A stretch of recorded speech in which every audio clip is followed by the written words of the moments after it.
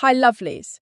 A man in his 30s. No debt, no missed payments, no defaults. He had done everything right. One day he applied for a mortgage.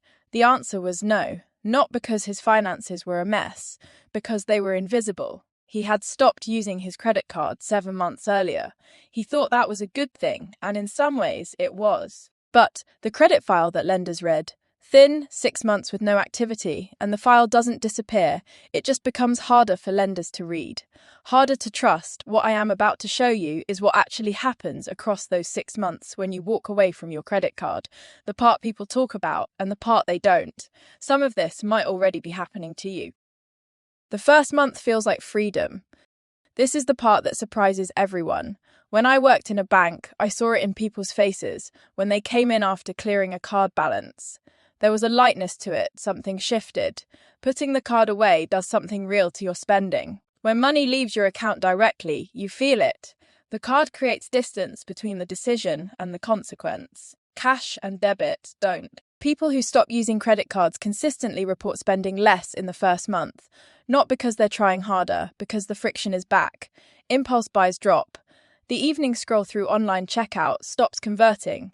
You think twice because you can see the number going down in real time. That feeling is not a trick. It is not temporary. The behavior really does change. The ones who had put a card away and switched to their current account for everything, they came back in looking lighter. Not because they had more, because they had stopped spending on things they couldn't even remember buying. If that hasn't happened yet, try running everything through your current account for just 4 weeks. Months 3 and 4 are where it gets interesting. This is where most people stop watching. By month 3, the novelty is gone. The sharp edges have softened. People settle into a rhythm. They're budgeting more carefully. They're tracking more honestly. They feel more in control than they have in years. And they are right. That part is working, but something else is happening in the background. The credit card sitting in the drawer is still there, unused, month after month. And a card that goes unused for long enough starts to look, to the lender, like a card that isn't there at all. Credit history isn't built by having a card. It is built by using one responsibly. Silence doesn't count. The person who quietly cleared their balance and put the card away felt virtuous.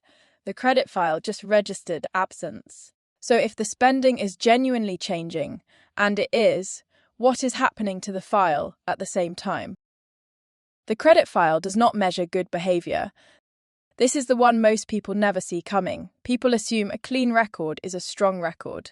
It is not. In the UK, credit reference agencies, Experian, Equifax and TransUnion, score you based on activity, not absence, not discipline. Activity. If no credit account has reported on your file in 6 months, the agencies have very little to work with. Scoring becomes harder, assessment becomes thinner.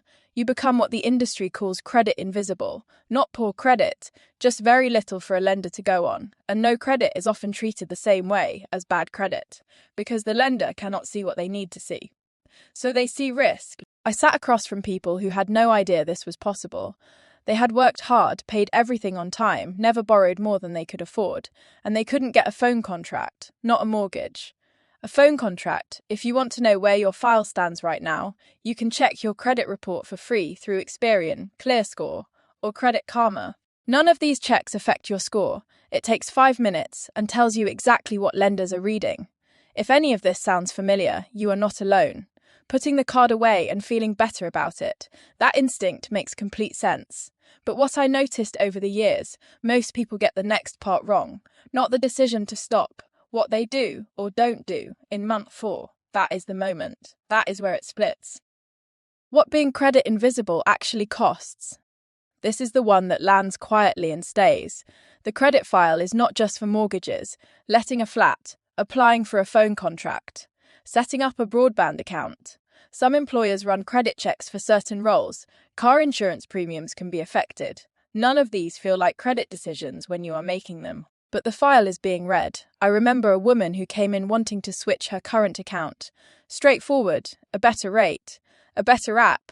She had not used any credit product in 8 months. The switch flagged, not a rejection, but a flag, and she had to provide 3 months of additional documents she hadn't expected to need. She wasn't in debt. She wasn't behind on anything. She was just invisible. and invisible has a cost. Two people, one decision, completely different outcomes. This is where it splits. Two customers, both fed up with credit card debt, both decided to stop. Same month, same intention. The first one cut the card up, felt good about it, moved on and never touched it again. The second one put the card in a drawer, set up one direct debit to go through it, her monthly streaming subscription, set up a standing order to clear the balance in full. A week later, forgot about it. By month 6, the first woman had saved more, spent less, felt more in control of her money than she had in years. She also couldn't get the tenancy she applied for. The letting agent ran a credit check. The file was blank. The second woman had saved less. But her file showed 6 months of consistent, low balance, fully paid activity. She got the flat, same starting point. One small difference in what they let the card do. Different doors open at the end. The card wasn't the problem for either of them. It never was. The problem was how it was being used when it was active. Try this if you are in the same position. Pick one small regular bill that you'd pay anyway, move it to the card, and set up an automatic full payment from your current account the day after your salary lands. The card stays active, the balance stays zero, the file stays visible. It was never about the card. This is the thing most people miss. A credit card is a tool. The problem was never the tool. It was the relationship with the decision the tool was hiding. When the card was easy, the decision disappeared. I'll sort it next month became a system. The balance grew in the background while the spending felt fine. Putting the card away stopped the behavior, but it didn't change the understanding. And that is the gap. People who quit cards and stay better with money are not more disciplined than people who kept theirs. They learned what the card had been doing to their decisions, and they changed that. The card became irrelevant. The ones who struggled after quitting, they never had that conversation with themselves. The files went quiet, the opportunities narrowed, and they never understood why. They just removed the thing they blamed. Removing the card is a start. Understanding what the card was covering up. That is the work. When the decision changed, the card became irrelevant. That is the order it happens in. Always. The man who applied for the mortgage and got the rejection letter, he understood it eventually, got one small credit card, used it for his weekly food shop, cleared it in full every month. 8 months later, he reapplied. None of this is complicated, but it requires knowing how the system reads you, not how you feel about your money, how the file looks to a stranger making a decision about you in 30 seconds. You do not need to go back to old habits to stay visible. You just need to decide what the card is for. One purpose, one bill, one full payment.